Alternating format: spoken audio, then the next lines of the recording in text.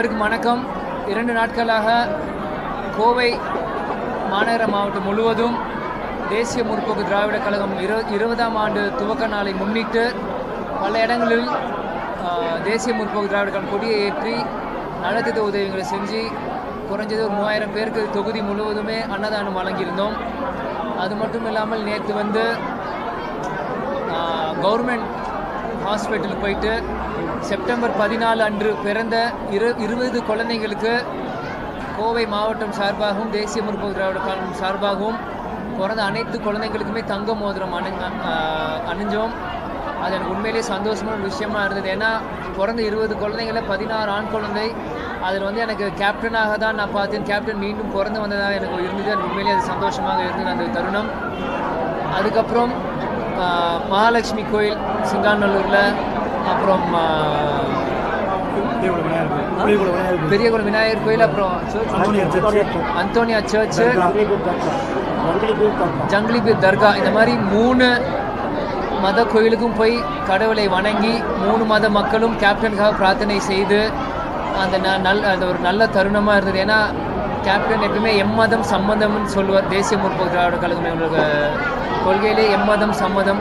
அதுக்காக அந்த கட்சி ஆரம்பித்த நாளில் அதை சொன்னதும் நேரத்தில் மாவட்ட செயலர் திரு சந்துரு அவர்கள் முன்னிலையிலே அனைத்து இடத்துக்கும் போனதும் எனக்கு உண்மையிலே சந்தோஷமான விஷயமா இருந்தது. இன்றைக்கி பார்த்தீங்கன்னா எங்களோட தலைமை செயற்குழு உறுப்பினர் கோவை மாவட்டம் கருப்புதுரை அவரோட இல்ல நிகழ்ச்சிக்கு கலந்துருக்கேன். அப்புறம் இதுக்கப்புறம் இன்னும் ஒரு 2 விழா இருக்குது. முடிச்சுட்டு நான் வேறு திருவாரூர் கிளம்புறேன். ஏன்னா கோவை மாவட்டம் ரொம்ப நாட்கள் பிறகு நான் வரேன். உண்மையிலேயே நான் ஏன்னா இப்போ இருக்க மாவட்ட செயலர் சந்துரு அண்ணன், அப்புறம் சண்முக வடிவேல் அண்ணன், அப்புறம் இஸ்மாயில் 3 பேரை மாவட்ட செயலராக போட்டிருக்கோம். உண்மையிலேயே இன்றைக்கி செயல்பாடு பார்த்திங்கன்னா எத்தனை துரோகிகள் இந்த கட்சி விட்டு போனாலுமே இன்றைக்கும் எங்களுடைய தேசிய முற்போக்கு திராவிட அடிப்படை தொண்டர்கள் இன்னும் விசுவாசத்துக்காக இந்த கட்சியை பெரு வாக்கு வித்தியாசம் வளர்த்துட்ருக்காங்க. இப்போ கூட நான் அண்ணன் வேலுமணி அண்ணன் பார்த்துட்டு தான் வந்தேன். அவருமே சொன்னது நல்லா இருக்குது தம்பி, கட்சி நல்லா பண்ணிகிட்ருக்கீங்க, அதே மாதிரி எல்லா பக்கம் ரவுண்ட்ஸ் போக கட்சி நல்ல முன்னோட எழுச்சியாக இருக்குன்னு அவரும் சொன்னார். எங்கள் தோழமை கட்சியில் சேர்ந்தவர். உண்மையிலே எனக்கு சந்தோஷமாக இருக்குது. அதுக்கு இணையாக தேசிய முற்போக்கு திராவிட தொண்டர்களும் சூப்பராக ஒர்க் பண்ணுறாங்க. எல்லா பக்கம் நல்லா எழுச்சியாக இருக்குது.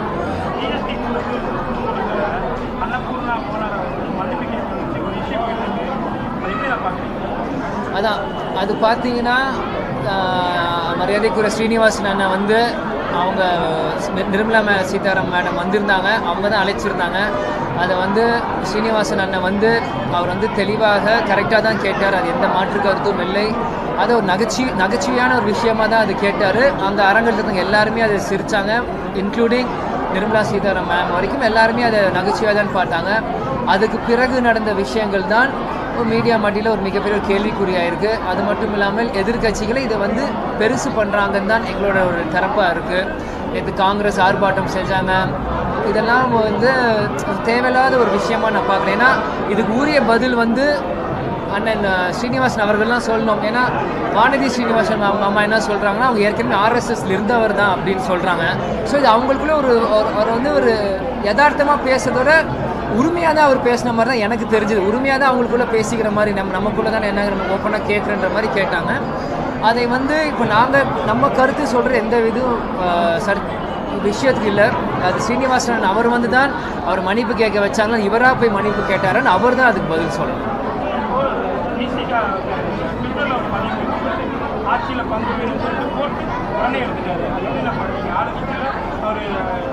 அது அவர் போட்டார், அட்மின் போட்டாரான்னு தெரியலையே.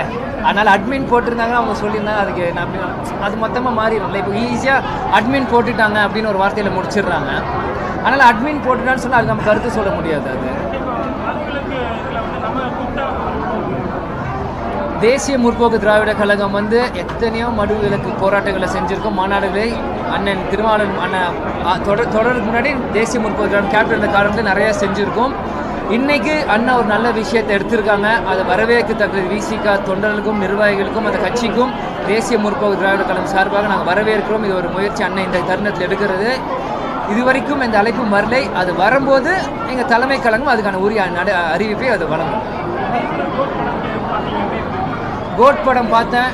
நல்லா இருந்தது. கேப்டன் நடித்த காட்சியிலேயே இதில் வந்து தேனியில் நானும் என் தம்பி சண்முக பாண்டியனும் அவர் அடுத்த பட குழுவினர் அண்ணன் சரத்குமார் பொன்ராம் டைரக்டர் எல்லாருமே பார்த்தோம். உண்மையிலே நல்லா இருந்தது கோட் படம். கேப்டன் வர காட்சிகள் ரொம்ப நாள் தள்ளி கேப்டனை திரையில் பார்க்கும்போது எங்கள் ரசிகர்கள் பார்க்குறப்போ அந்த 2 நிமிஷம் எங்களுக்கு உணர்வுபூர்வமாக இருந்தது.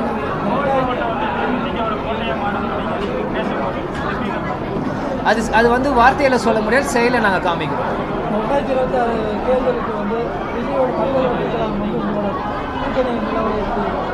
இல்லை, முதல்ல அண்ணன் விஜயனும் சரி தவாக கட்சிக்கும் சரி முதல்ல அவங்களோட மாநாடு நடத்தி முடிக்கட்டும். அவங்களோட தேவைகள் அவங்களோட கொள்கைகள் எல்லாமே அவங்க சொல்லி மக்கள் மத்தியில் என்ன செல்வாக்கு இருக்குன்னு பார்த்துட்டு தான் நம்ம அது கூட்டணிக்கான இடத்துக்கு போக முடியும். ஏன்னா பத்திரிகை கேட்குறப்போ ஏதோ அண்ணன் விஜயனை வந்து தேசிய முற்போக்குகளாக இருக்கும்போது கூட்டணி சேரதான் கட்சியை தொடங்குற மாதிரி நீங்கள்லாம் கொண்டு வரீங்க. அவரோட கொள்கை அவரோட தனித்துவம் என்னன்னு மக்களுக்கு நிரூபிக்கட்டும், ஒரு தேர்தலை சந்திக்கட்டும். அதுக்கு பிறகு தேசிய முற்போக்கு திராவிட கழகம். ஏன்னா கட்சி ஆரம்பிக்கிறது அவர் பேசணும். அவரை கேட்கறது மீது எல்லாருமே நீங்கள் கேட்கணும். நீங்கள் போய் அவர் இல்லைன்னா தாவா கிட்ட போய் நீங்கள் போய் தேமுதிகோட கூட்டணி சேர்வீங்க, நீங்கள் அவங்க போய் கேளுங்க. ஏன்னா தேசிய முற்போக்கு திராவிட கழகம் 20 வருஷம் பழமையான கட்சி. நீங்கள் இன்றைக்கும் நேற்று ஆரம்பிக்கல. கட்சி ஆரம்பிக்கும் முன்பே கேப்டன் 10-15 வருஷமாக ரசிகர் மன்ற காலத்திலேருந்தே எங்களை வந்து ஒரு கட்டுக்கோப்பாக ஒரு ஃபார்மேட்டில் எங்கள் தொண்டர்களை வளர்த்துட்டு வந்தார். அந்த ரசிகர் அந்த வளர்ப்பு தான் பிறகு கட்சியாக மாறுச்சு. அதனால் இந்த கேள்வியை நீங்கள் போய் அவங்ககிட்ட தான் கேட்கணும். நீங்கள் போய் தேமுதிகோட கூட்டணி சேருவீங்களான்னு. ஏன்னா நாங்கள் எதிர்கட்சியாக இருந்திருக்கோம் தேசிய முற்போக்கு திராவிட கழகம். அதனால் இன்றைக்கி தான் அவங்க புதுசாக வராங்க. இன்றைக்கி அவர் மிகப்பெரிய ஒரு நட்சத்திரம், எந்த மாற்று கருத்தும் இல்லை. இன்றைக்கி அவர் தான் உச்ச நட்சத்திரம். எல்லாமே அது சந்தோஷம். சந்தர்ப்பம் சூழ்நிலை ஏற்படும் போது அதுக்கான விளக்கமும் பதிலும் எங்ககிட்ட வரும். அந்த கேமரா அப்படியே மக்கள் திருப்பி கேட்டால் அவங்க பதில் சொல்லுவாங்க. அந்த விஷயத்தை நான் சொல்லணுன்ட்டு இல்லை. ஏன்னா நான் ரொம்ப நாளுக்கு அப்புறமும் வரேன் இதே கோவையில். இன்றைக்கும் அந்த ரோடு வந்து குண்டும் குழியுமாக தான் இருக்குது. இன்னும் கட்டாடப்பட பிரிட்ஜஸ் இன்னும் கட்டி முடிக்கல கோவையில். இன்றைக்கி பார்த்திங்கன்னா எங்கே பார்த்தாலும் பாலியல் வன்கொடுமை, கள்ளச்சாராயம், இந்த மாதிரி வரிசையாக நம்ம பார்த்துட்ருக்கோம். இந்த நேரத்தில் தேவையில்லாமல் அந்த ரேஸ் ஒன்று நடத்துனாங்க. இது வந்து வெறும் ஒரு ஃபோட்டோ ஷூட் ஆட்சியாக தான் நான் பார்க்குறேங்க. மற்றபடி இன்னும் அவங்க ஏன்னா இன்றைக்கி வந்து புதுசாக ஒன்று அவங்க ஆட்சிக்கு வரல. எத்தனையோ வருஷம் திமுக இருக்குது.